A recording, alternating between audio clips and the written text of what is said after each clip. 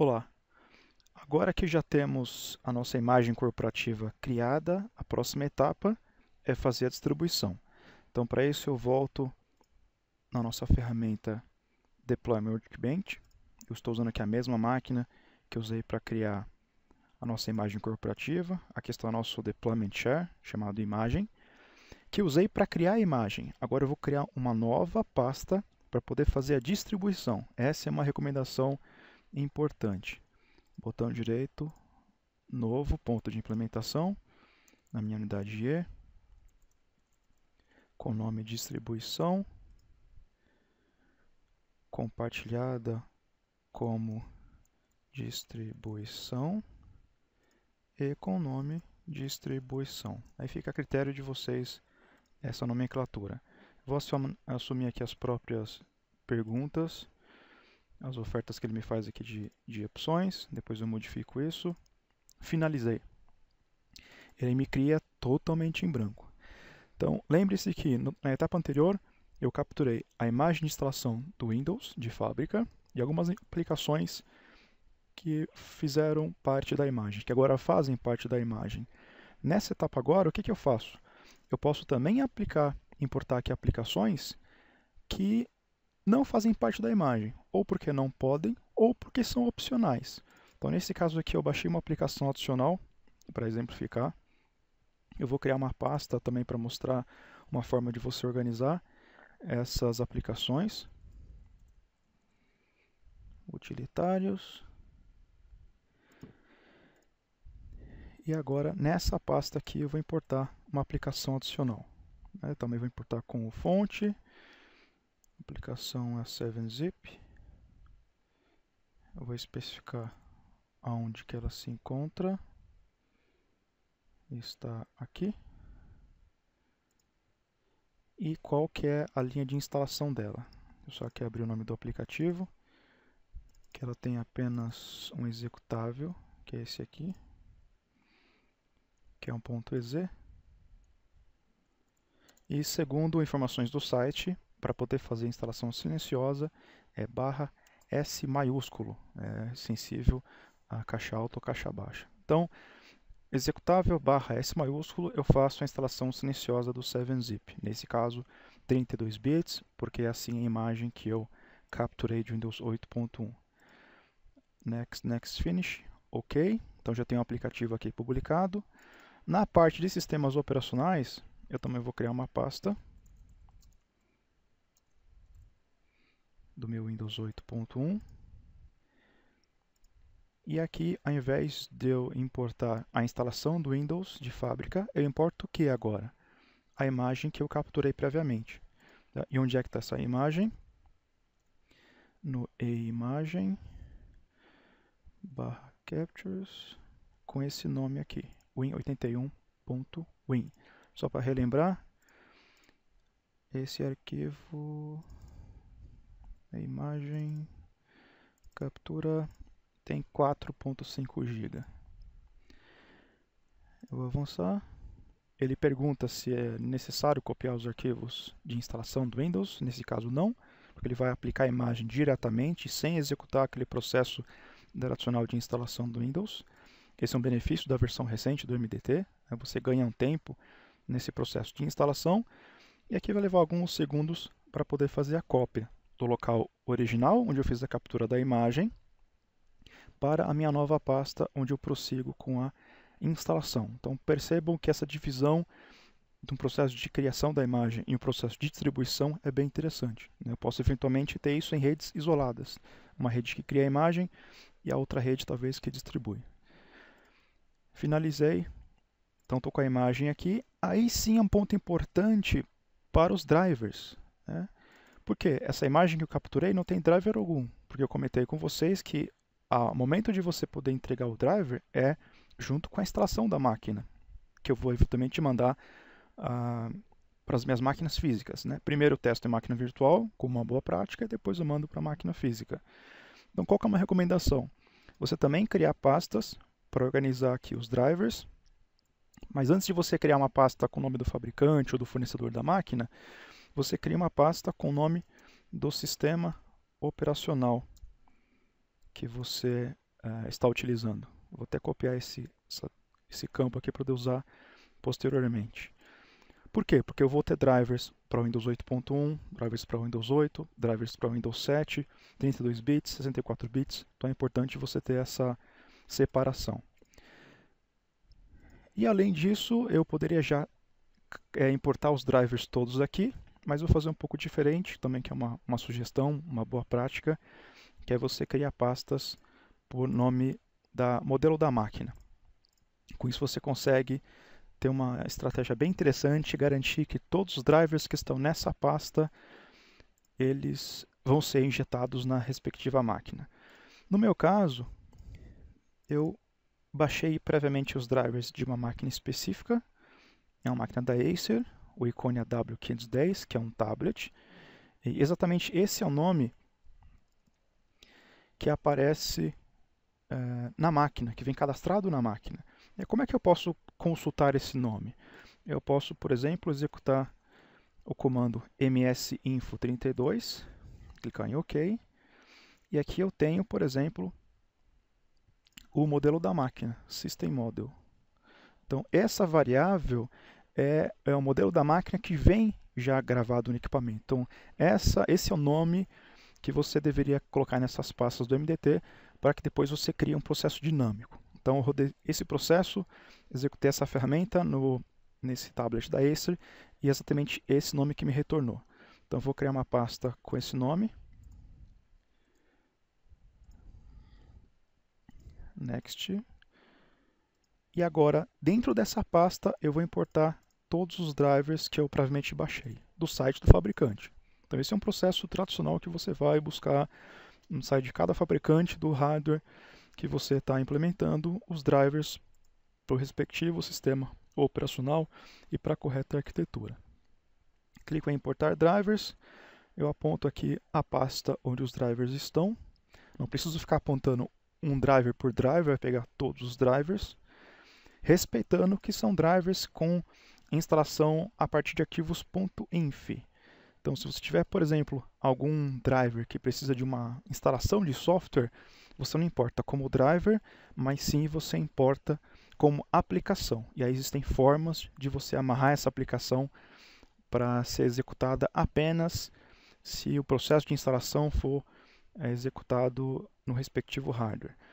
Aqui ele mostra alguns alertas, isso aqui depende de como o driver que você baixou. Aqui ele está indicando que tem alguns drivers que estão indicando que é para 64, mas isso aqui não é. Isso aqui são alguns alertas que não trazem nenhum tipo de problema. Esses drivers aqui já foram testados e são funcionais. Finalizei. E por aí vai. Eu vou então criando outras pastas embaixo aqui de Windows 8.1/x86 com os hardwares que eu tenho. Comprei uma máquina nova. Eu pego essa máquina, pego o modelo, cadastro aqui, baixo os drivers, importo aqui. Eu vou ter então o meu catálogo de instalação de Windows com os drivers dos meus modelos que eu preciso instalar. Pacotes, no caso aqui não tenho nada para ser acrescentado. Comentei que na imagem, a criação da imagem, eu coloco idiomas para poder fazer uma imagem unificada. E eu vou então partir logo para a parte da sequência de instalação. Então, eu vou criar uma nova sequência de instalação com o nome 001, por exemplo. O nome será Windows 8.1 com Office 2013.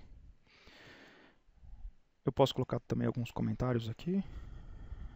Imagem contendo Windows 8.1 Enterprise e Office 2013 em português, por exemplo. Comendo aqui a acentuação. O modelo é o mesmo, instalação de máquina, padrão. Eu escolho qual imagem que eu vou implementar, a imagem que eu capturei no processo anterior, também não requer instalação. Aqui é da Contoso. Se eu quiser aqui trocar a página inicial do browser, eu posso mudar por aqui. A senha do usuário administrador, caso eu precise utilizar uma diferente. E pronto, já tem uma sequência nova de instalação. O que eu faço aqui agora? Eu abro essa sequência e também faço algumas validações. Então, nesse momento aqui, eu comentei para vocês que na etapa de pré-instalação, na criação da imagem, o particionamento eu não tinha que me preocupar. Ia criar máquina virtual, ia capturar apenas a imagem de instalação. Nesse momento aqui, ele vai fazer a entrega da imagem na minha máquina definitiva, né? Máquina virtual para testar e máquina física posteriormente. Então, caso vocês precisem particionar o disco, né, por algum motivo, é nessa etapa que você pode fazer isso, né? Você pode aqui editar o particionamento de disco, definir o percentual de cada partição ou tamanho absoluto e deixar que o sistema siga essa receita de bolo aqui no momento que for adequado.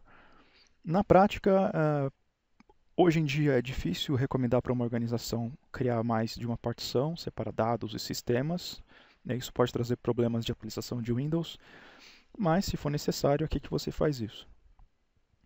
Que mais?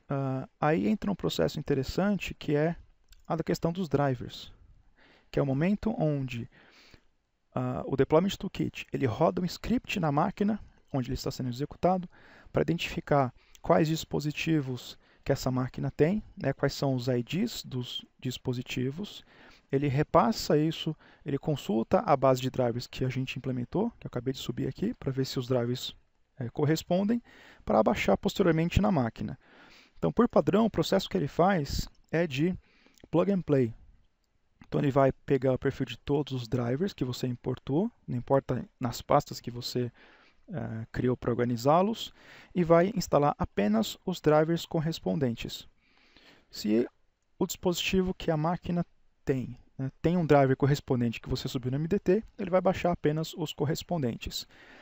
Qual que é a recomendação aqui? Mudar um pouco esse processo para você escolher a opção de instalar todos os drivers do perfil selecionado e você seleciona o perfil nada, né, que é uma coisa estranha. Poxa, como é que eu vou injetar todos os drivers de nada? Por quê? Porque eu quero forçar que apenas os drivers da máquina que eu estou instalando sejam instalados, todos. Por quê? Porventura eu posso ter algum driver que eu especifiquei que deve ser instalado nessa máquina, nesse Icônia, só que por algum motivo o dispositivo não está conectado, pode ser uma impressora que o usuário vai usar depois, ou pode ser um dispositivo que depende de um driver prévio. Enquanto esse driver não for instalado, o dispositivo não é exposto e com isso o plug and play pode falhar. Então essa também é uma recomendação, né, que você mude exatamente esse ponto que eu indiquei aqui. Só que para que isso funcione, eu tenho que adicionar uma definição de variável.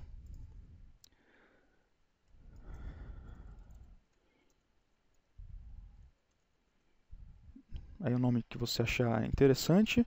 E aqui o nome da variável é driver group 001. E eu coloco um valor. Que valor é esse? Eu vou colocar aqui o valor, que é o nome dessa pasta, onde eu estou armazenando os drivers, barra, percentual, model. Então, eu acabei de criar aqui uma regra dinâmica. Como que vai funcionar? Essa task sequence ela vai ser única para todas as minhas máquinas. Se eu executar esse processo numa máquina chamada Icônia W510, ele vai trocar essa variável por qual valor? Icônia W510. Quer dizer que ele vai, então, injetar todos os drivers que estão localizados nesse local. Windows 8.1 x86 barra Icônia W510. Se eu executar esse processo aqui numa máquina rodando que é um Surface Pro da Microsoft, por exemplo, ele vai substituir essa variável modelo por Surface Pro 1 e vai buscar se existe alguma pasta com esses drivers. Se não existir, não injeta nada. Se existir, vai injetar todos os drivers. Só que para que isso ocorra, eu preciso definir essa variável antes da injeção dos drivers. Então, primeiro eu defino a variável, onde eu tenho aqui os drivers, e depois eu injeto todos os drivers desse grupo e não todos que eu importei anteriormente. Na prática, isso funciona muito bem e vale essa recomendação. O que mais? Aqui na frente não vejo mais o porquê modificar. Eu vou manter aqui a instalação padrão, que é, se eu escolher uma instalação de aplicação no começo da instalação, ele vai instalar todas que eu selecionei. Aqui o processo é diferente da entrega da imagem já capturada. Feito isso, eu vou clicar em OK. O que eu faço agora? Eu vou modificar essa pasta de distribuição. Vou dar um botão direito, propriedades. Bem, primeiro, como essa imagem é nova, eu vou também especificar aquela mesma imagem, aquele fundo de tela que eu usei no outro ponto de distribuição, para usar aqui também, só para manter a consistência visual do processo. E aqui eu vou mudar um pouco essas regras aqui de instalação. Então eu vou pegar aquele exemplo que eu tinha já mostrado para vocês anteriormente e vou aproveitá-lo. Então o que eu vou fazer aqui? Por exemplo, ele vai instalar o Windows, sim. Ele vai pular a tela de captura, sim. Não quero capturar a imagem com essa instalação, é uma instalação só de máquina, não de captura. Pula a tela de pedir senha do usuário administrador, sim. Pula a tela de chave de instalação, sim. Pula a tela que pede o backup do computador, sim. Pula a tela que oferece o BitLocker, não. Eu vou deixar que o usuário possa habilitar o BitLocker, que é a criptografia de disco, se ele achar necessário. Então, deixa essa tela. Que mais? E aí eu posso aproveitar todo esse trecho aqui. Como vocês estão enxergando em vídeo, podem pausar e depois copiar as variáveis sem nenhum problema. Eu vou incluir esses itens a mais. Então, por exemplo, eu quero já que assim que essa máquina execute esse script de instalação, já selecione um task sequence específico. Deixa eu confirmar se no meu caso qual que é o ID. Está aqui o ID, 001. Então ele vai escolher por padrão esse task sequence e vai pular aquela tela. O usuário não vai enxergar, não vai ter a opção de escolha. Ele escolhe a que eu defini e pula. Ele vai pular a tela de backup dos dados do usuário. Nesse caso, eu só quero usar essa instalação para novas máquinas e não para migração. Ele não vai pular a tela de nome de máquina. Ele vai deixar que o usuário confirme o nome da nova máquina.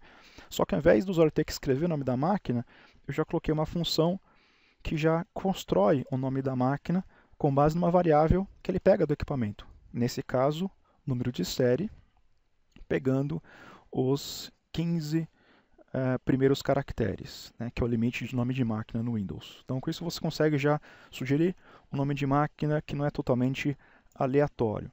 Por que eu estou colocando isso? Porque essa instalação eu quero também ofertar para tablets. Né? Tablets que em muitos casos têm apenas a tela sensível ao toque, não tem um teclado. Então, se eu crio um processo de instalação que depende de escrita via teclado, eu posso ter um problema durante esse processo. Então, essa é uma sugestão para que vocês possam pensar. Né? Se houver instalação de tablets que não tem teclado, a ideia é que você possa evitar a digitação de texto e deixar apenas opções de escolha com toque. Nesse caso, eu vou deixar a tela para poder escolher se vai ser membro de algum domínio ou se vai ser workgroup essa máquina. Ele vai pular a tela de escolha das definições regionais, definindo o idioma, o local e o teclado. Esse é o código para o teclado ABNT2. Ele vai pular a tela do fuso horário, definindo o horário Brasília GMT-3, que esse é o código. Vai pular a tela de confirmação das escolhas anteriores, vai fazer toda a instalação e ao final do processo ele vai manter aquela tela indicando se foi feito com sucesso ou não. Lembra aquela telinha de final? Fundo branco, amarelo ou vermelho? É essa tela aqui. E quando eu clicar em OK, finalizou o processo, qual que é a ação que ele faz? Vai reiniciar a máquina. Se eu colocar essa máquina no domínio e reiniciar no final, na próxima tela que o usuário tiver de interação, coloca usuário, senha do domínio e a máquina está pronta para utilizar. Esse é o processo previsto aqui. Só que além de alterar essa guia, que é o arquivo customsettings.ini, eu também vou fazer uma pequena alteração no arquivo Bootstrap. Esse é o arquivo usado antes de conectar a máquina naquela pasta de rede. E o que eu vou colocar nesse arquivo? Uma simples linha que é para pular aquela tela de boas-vindas, que eu defino, que eu avanço, que eu especifico se eu quero trocar o teclado ou colocar um endereço IP. Se eu coloco essa opção aqui, ele pula aquela tela. Salvei, ok. Então já estou com o processo já bem definido. O que eu faço agora? Eu pego aqui distribuição, botão direito, atualizar. Ele vai então criar a imagem de boot apontando para essa pasta de rede, que é diferente da anterior. Depois desse processo, eu posso então testar a instalação da máquina com a imagem minha customizada numa máquina virtual, para depois fazer essa instalação numa máquina física. Aguardar aqui o processo de criação da imagem de boot e a gente já volta com o teste. Pronto, as novas imagens de boot foram criadas, finalizo aqui o processo. Eu vou então criar uma nova máquina virtual para testar agora se esse processo está ok.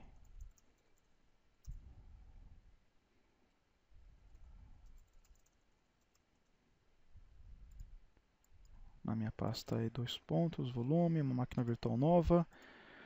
Vou também colocar a mesma quantidade de memória RAM. Também conectada na minha rede, recebendo IP dinâmico. E aqui eu indico então o caminho de boot.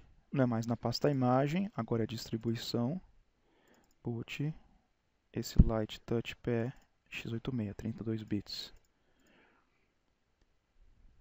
Eu vou aqui mais uma vez fazer uma modificação na parte de processadores e agora inicio o processo. E uma coisa interessante, quando você pega esse arquivo de boot, esse Light Touch que ele gera, .iso, nesse arquivo já vem a amarração de qual pasta na rede que ele vai buscar os arquivos de instalação. Então, se porventura você criou esse arquivo de boot e modificou o local onde os arquivos estão hospedados, você precisa voltar no Deployment Toolkit, alterar o caminho dessa pasta compartilhada, fazer de novo essa atualização do Deployment Share, que vai recriar esse arquivo de boot, e aí você passa a usar um arquivo atualizado, né? Caso contrário, você vai buscar informações numa pasta que talvez não exista mais. Então, como vocês notaram, eu já veio aquela tela de fundo personalizada, não veio aquela tela de boas-vindas, para eu poder avançar, ou trocar o teclado, ou colocar um IP fixo, e já veio direto na tela com as credenciais, que eu também poderia incluir naquele arquivo bootstrap.ini, né? Mas por questões de segurança é difícil identificar algum cliente que queira colocar algum tipo de credencial lá. Então, vou colocar aqui credencial para acessar a minha pasta de rede. E olha que interessante. Então já notem que o processo foi bem diferente da criação da máquina. Ele já me evitou algumas perguntas, já foi direto para a tela de computador, né? Imagine que fosse um tablet aqui, não teria que digitar nada, já preencheu com os 15 caracteres do número de série, né? Só que aqui, como eu tenho um teclado, eu vou mudar esse nome para algum que não deve confundir com ninguém. E eu vou pedir para colocar um alumínio nessa máquina aqui, tá? Para que vocês possam depois ver o processo nesse modelo, já colocando a máquina em domínio, ver qual que é a experiência do usuário. Deixa eu ver se o nome está correto, sim. Eu vou avançar. Olha que interessante, nesse caso ele me trouxe uma tela para escolher quais aplicativos opcionais que eu posso colocar nessa minha instalação. Eu já tenho uma série de aplicativos na minha imagem, no meu caso 2, e eu também publiquei aplicativos opcionais naquele novo ponto de distribuição. Se eu não quiser nada, simplesmente eu avanço. Se eu tiver interesse em um ou mais aplicativos, eu marco todos que eu tiver interesse. Então, pensando também naquele caso do tablet, que eu não posso digitar nada, tem que só talvez interagir com o toque, eu vou marcando aqui caixinha por caixinha e avanço. E olha que interessante, o fato de ter cadastrado os aplicativos numa pasta ou em grupos de pastas, ele me traz também visualmente essa hierarquia aqui. Então, esteticamente fica bem interessante essa estrutura e não simplesmente uma lista de arquivos no mesmo grupo, né? Eu posso criar categorias, subcategorias e por aí vai. Então, nesse caso, eu vou marcar sim o 7-zip, eu vou avançar, volta aquela tela como eu marquei para não pular a tela do BitLocker, oferecendo que habilite essa criptografia de disco. Nesse caso, não vou habilitar. E avancei. Avancei sem que ele me trouxesse aquela tela de confirmação, aquele sumário, porque eu coloquei para fazer um skip nele. E aí o processo é retomado e vai fazer a instalação da minha imagem. Como eu fiz o teste aqui em máquina virtual, eu não carreguei nenhum driver amarrado a esse modelo de máquina, portanto, nenhum driver será injetado. No momento que eu pegar essa instalação e executar naquele tablet Konya W510, aí sim ele vai instalar os drivers, porque corresponde àquela pasta que eu criei especificamente para ele. Então agora faz o processo de aplicação da imagem. Eu vou então aqui acelerar o vídeo. Quando o processo estiver aqui nas próximas etapas, eu faço mais algum comentário e a gente volta já com o Windows instalado para que vocês possam ver a experiência final desse processo.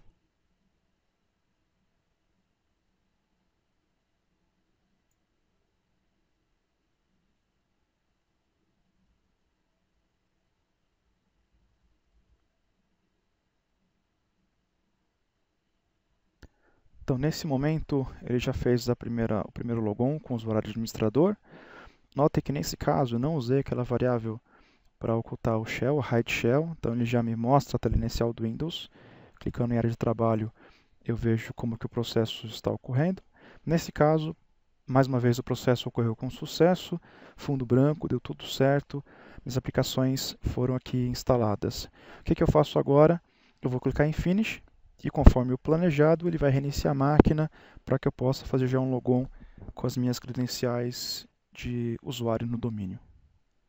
E só para confirmar se a nossa aplicação 7-Zip foi instalada, vamos clicar aqui em Iniciar, mais aplicativos, e por data de instalação, está aqui o 7-Zip instalado com sucesso.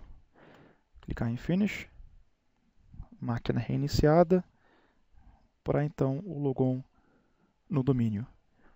Aí um ponto interessante, então imagine máquina, nesse caso aqui, essa máquina tem acesso direto à rede através de um cabo de rede qualquer.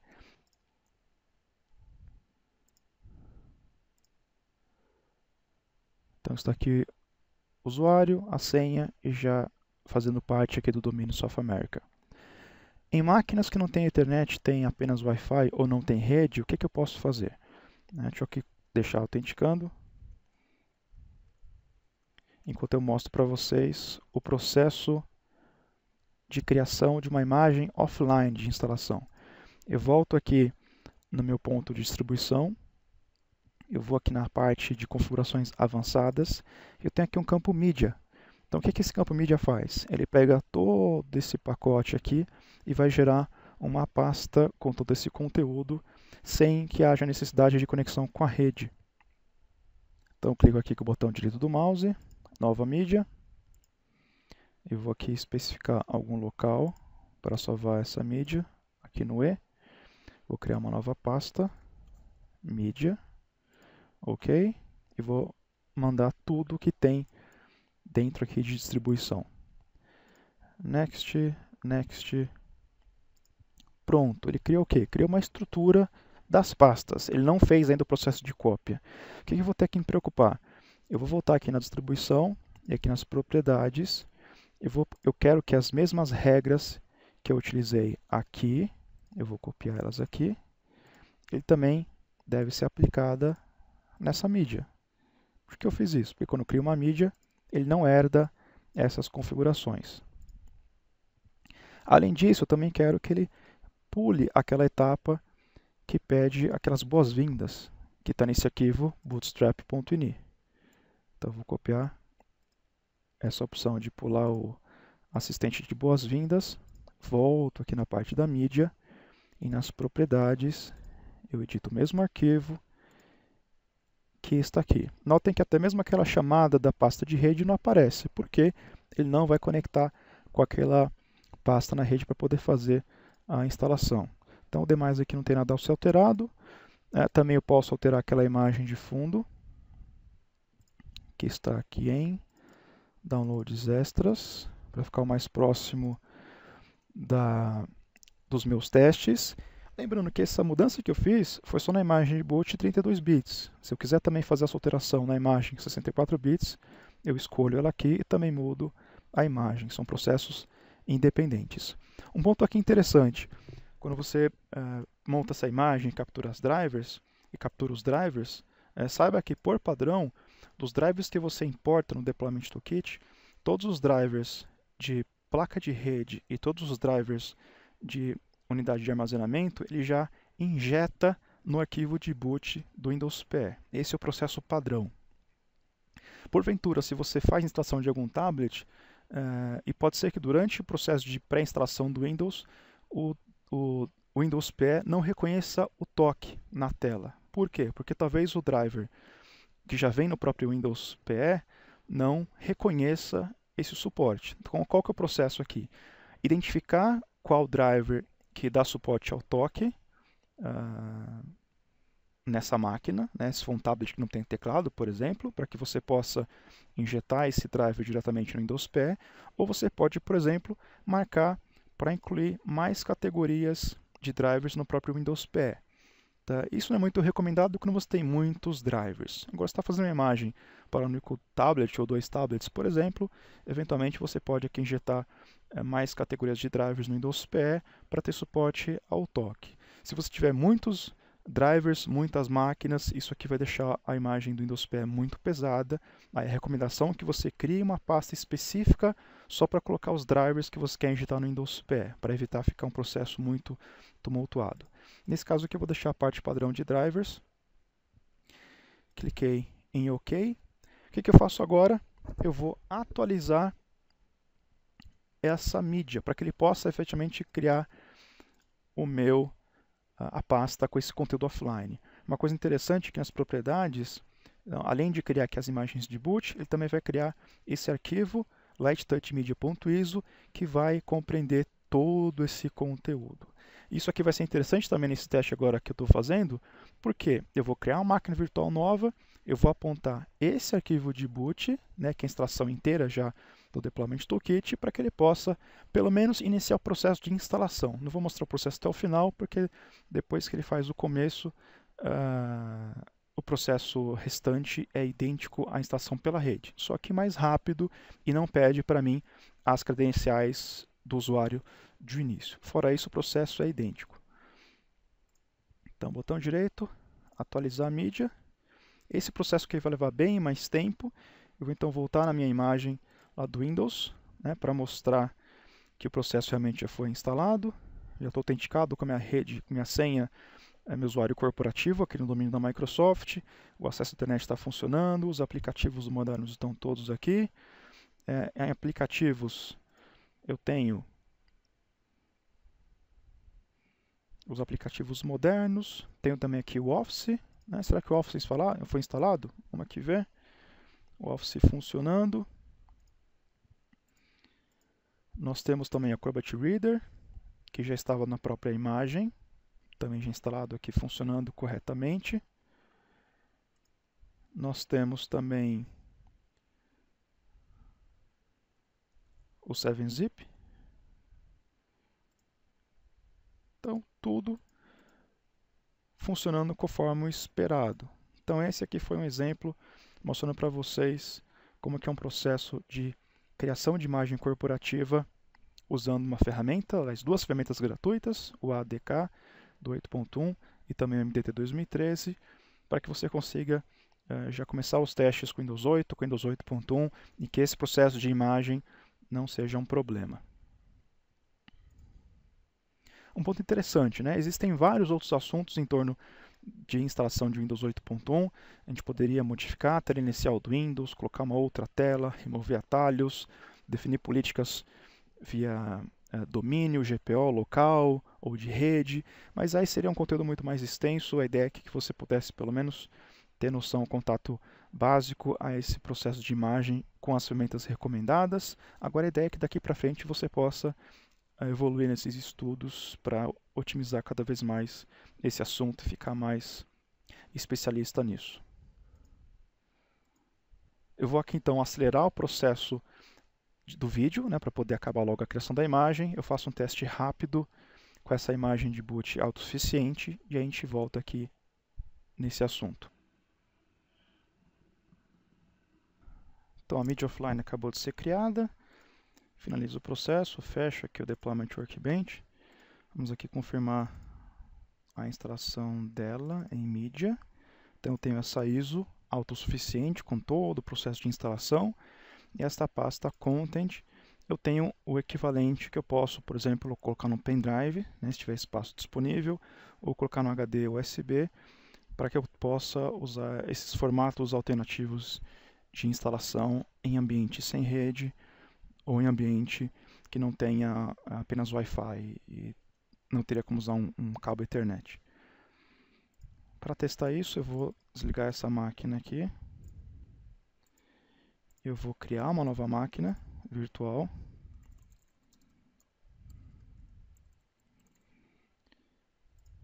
Aqui é um teste bem rápido, com as mesmas configurações. Aqui eu nem vou colocar rede, até para mostrar que ele realmente funciona em ambiente offline. Eu vou identificar onde é que está o arquivo de boot. Aqui é o arquivo inteiro. Eu avanço. E mais uma vez eu vou aqui colocar um pouco mais de processador. E esse é o processo de instalação offline, sem contato algum de rede. Aqui, por ser uma instalação que eu coloquei nas duas arquiteturas, a parte de boot, eu faço a escolha entre 32 bits ou 64. Se você estiver fazendo essa instalação para tablets novos, não tem essa possibilidade, né, por ser UEFI, então você terá que optar ou por compilar a mídia para 32 bits ou compilar a mídia para 64 bits, ou criar a mídia para cada arquitetura. Vou colocar então 32 bits, está carregando aqui a porção do Windows PE em memória, né, tudo integrado no mesmo ambiente, a mesma imagem, né, para mostrar aqui a consistência do nosso processo de criação, distribuição pela rede de offline.